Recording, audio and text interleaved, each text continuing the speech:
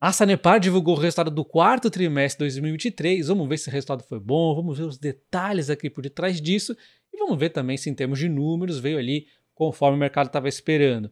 Mas antes eu já devo destacar aqui um comunicado que a empresa fez falando sobre a proposta aqui de reajuste tarifário que ela enviou para a AGEPAR. Então, quando ela envia essas propostas, normalmente causa aqui algum ruidinho. Normalmente não, não digo, vai, mas uma vez ou outra acaba causando ruídos e aí acaba interferindo nas cotações também.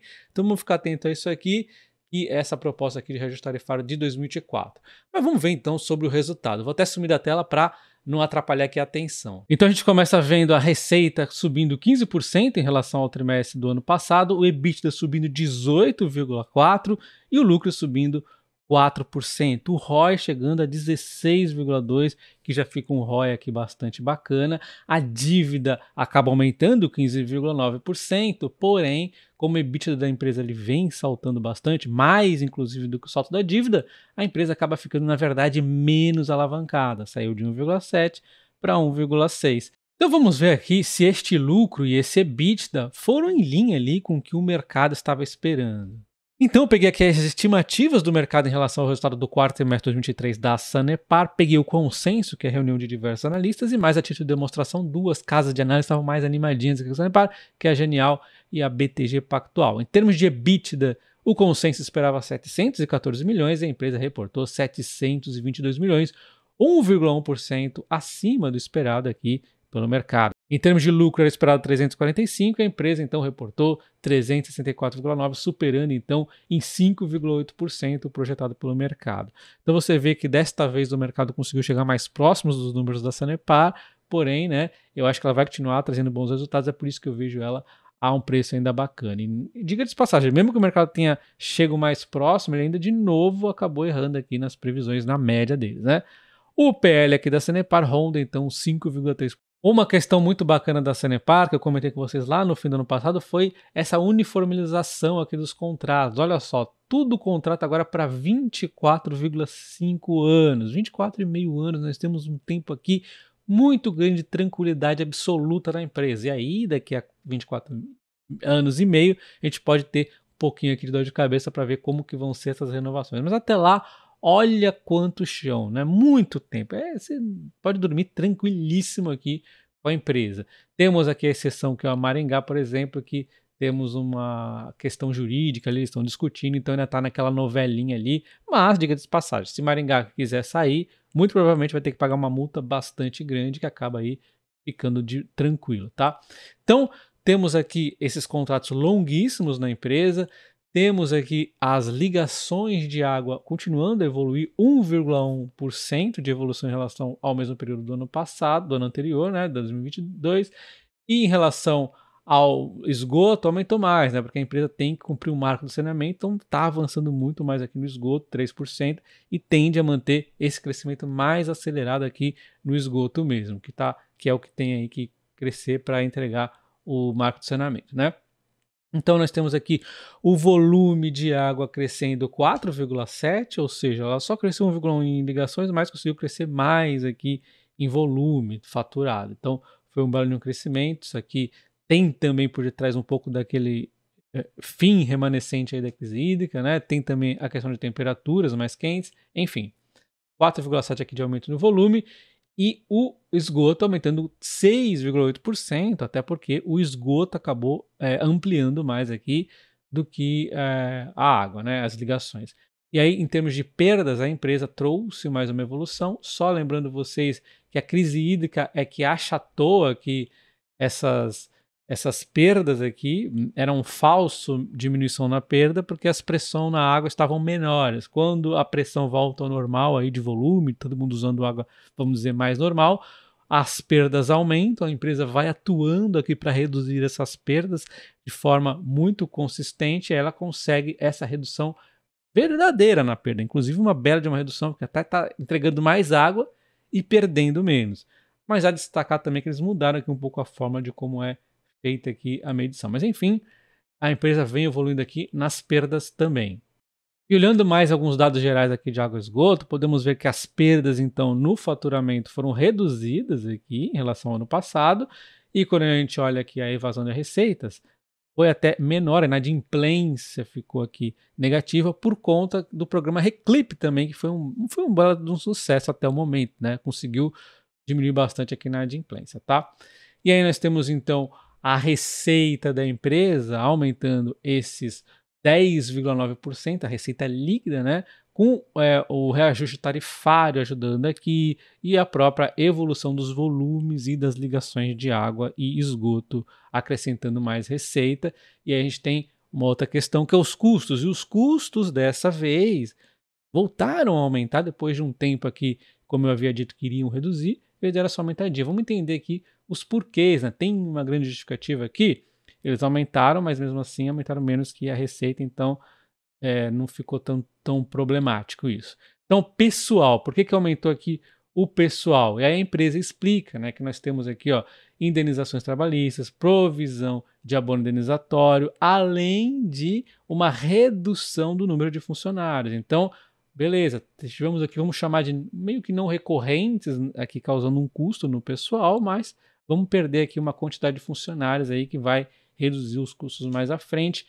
Energia elétrica também teve um aumento e não há muito o que fazer em relação a isso, mas reajuste tarifário normal que acontece, mas esse preço aqui depois é repassado, né, porque não é algo que ela controla a energia elétrica, então é repassado aí ao consumidor depois do reajuste tarifário que deve acontecer aí, tá?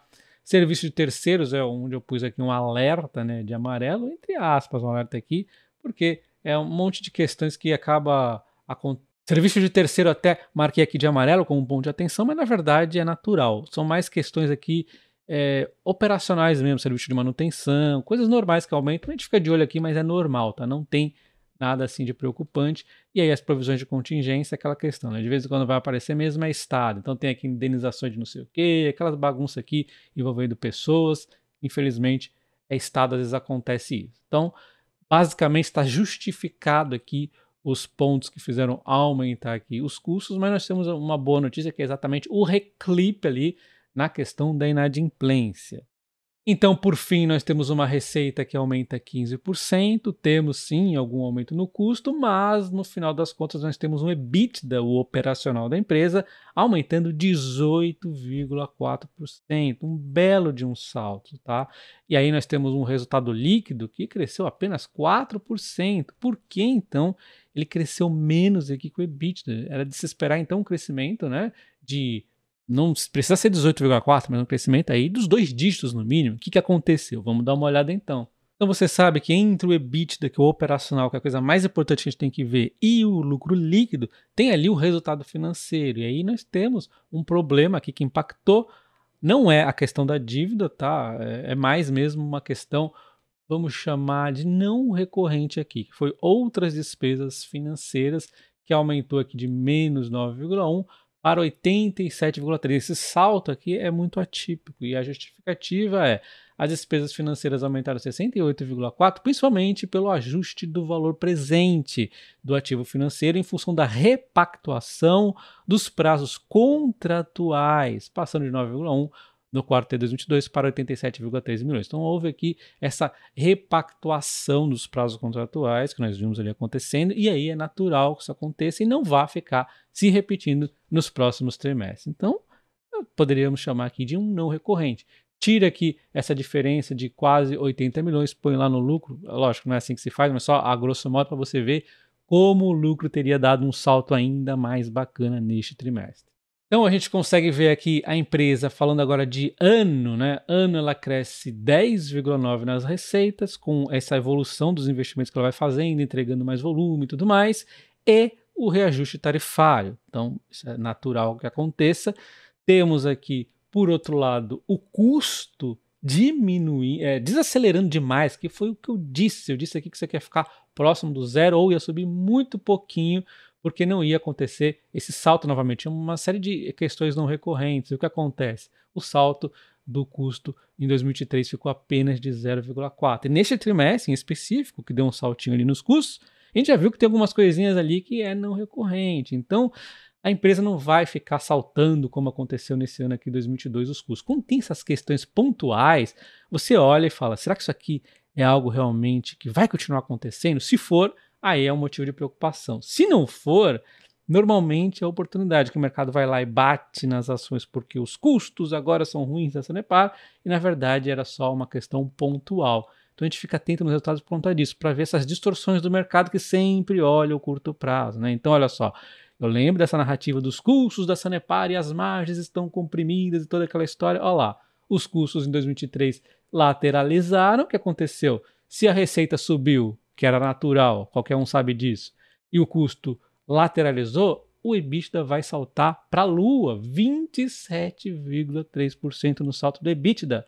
E aí, se o salto do EBITDA dá um salto desse todo aí, o lucro sobe também, 30,6%. E aí, se o lucro sobe, normalmente o que acaba subindo junto é a cotação. Demorou, mas ela subiu. Infelizmente. Infelizmente, porque eu preferiria que ela ficasse ali travada, eu pudesse comprar mais. E outra coisa que sobe junto é o dividendo. Então, o dividendo subindo e eu comprando barato seria magnífico, mas infelizmente o mercado acaba ajustando aí, né?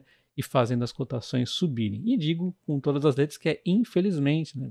Por que infelizmente? É uma empresa por longo prazo. Olha esses contratos aqui, 24,5 anos. Né? Então, não vou ficar preocupado com um ano, dois. Eu estou falando aqui de longuíssimo prazo. E vendo mais alguns detalhes do desempenho financeiro, a gente tem a empresa subindo aqui a geração de caixa, a dívida subindo, porém como o EBITDA subiu tanto, o que acontece? O endividamento aqui acaba diminuindo 1,6x, porque é uma métrica aqui de ver se a empresa está endividada ou não. Ela aumentou a dívida? Aumentou, só que sua capacidade de pagar essa dívida aumentou mais, então tá tranquilo, 1,6x é uma dívida suave pra caramba. O custo dessa dívida, inclusive, diminuiu um pouquinho e vai diminuir mais agora com a questão da taxa Selic caindo, né? Isso aqui é uma realidade para todas as empresas. E, do outro lado, o CAPEX dela aumentou, ela segue investindo mais, isso é natural por conta do marco de saneamento e tudo mais, né? E aí, aquele outro alerta que eu já faço aqui, ó, alerta lá de anos para frente. O que vai acontecer com a Sanepar quando esse investimento for reduzido? Vai acontecer é que ela vai ter mais folga entre o lucro, né? E aí o que vai acontecer? Payouts maiores, dividendos maiores ainda. Eles vão saltar esse dividendo. Além do crescimento normal que vem acontecendo com a empresa crescendo os resultados e o dividendo vai crescendo junto, ele vai dar um salto aí quando esses payouts, né, aumentarem, porque a empresa vai ter menos investimento. Só que eu estou falando lá da frente, né? A gente já está vendo ó, lá na frente. Porque lembre-se, contratos da empresa aí são muito longos, a gente tem que pensar nela no longo prazo. Não se esqueça do like no vídeo e sua inscrição no canal. Em breve eu vou falar aqui dos dividendos previstos da Sanepar para 2024 por mim. E aí você fica com esse gráfico aqui ó, do lucro da Sanepar nos últimos anos. Como é que dá para contestar isso? Não dá, né? Um abraço e até o próximo vídeo. Valeu!